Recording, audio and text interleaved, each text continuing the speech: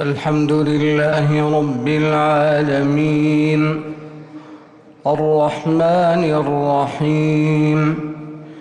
مالك يوم الدين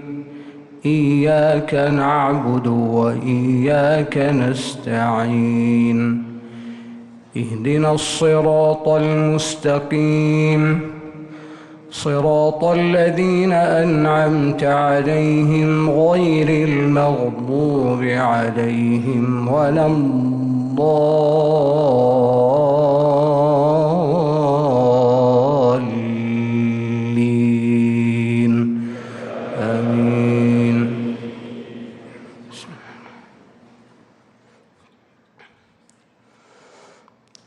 الحمد لله الذي أنزل على عبده الكتاب ولم يجعل له عوجا قيما لينذر بأسا شديدا من لدنه ويبشر المؤمنين الذين يعملون الصالحات أن لهم أجرا حسنا ماكثين فيه أبدا وينذر الذين قالوا اتخذ الله ولدا ما لهم به من علم ولا لآبائهم كبرت كلمة تخرج من أفواههم إن يقولون إلا كذبا فلعلك باخع نفسك على آثارهم إن لم يؤمنوا بهذا الحديث أسفا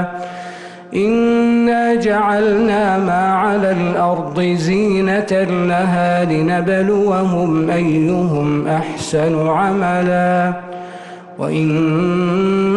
وإنا لجاعلون ما عليها صعيدا جرزا أم حسبت أن أصحاب الكهف والرقيم كانوا من آياتنا عجبا إذ أوى الفتية إلى الكهف فقالوا ربنا آتنا من لدنك رحمة وهيئ لنا من أمرنا رشدا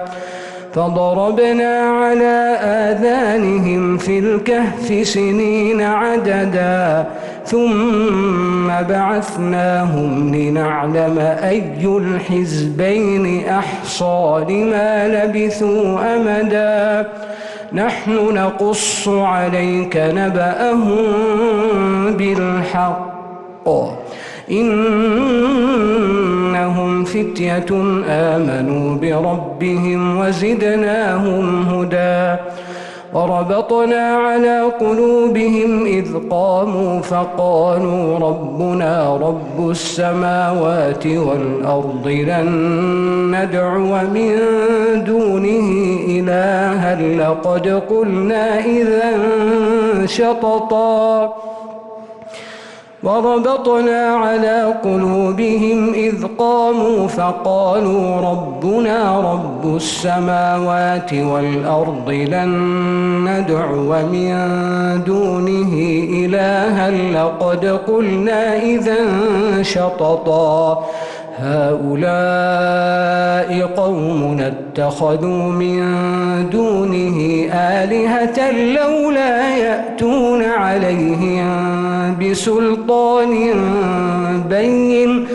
فمن أظلم ممن افترى على الله كذبا وإذ اعتزلتموهم وما يعبدون إلا الله فأووا إلى الكهف ينشر لكم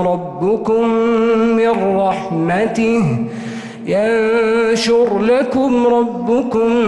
من رحمته ويهيئ لكم من أمركم مرفقا وترى الشمس إذا طلعت تزاور عن كهفهم ذات اليمين وإذا غربت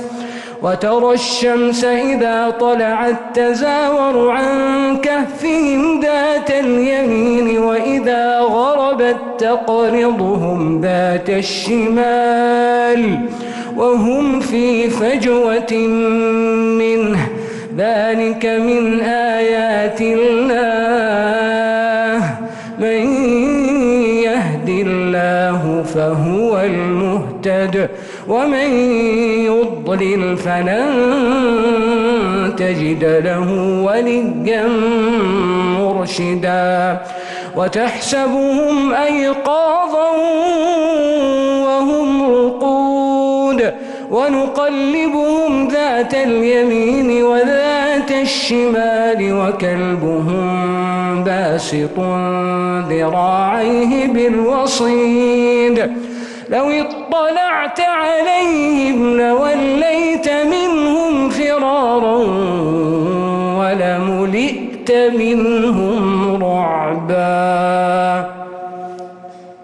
الله أكبر. الله أكبر.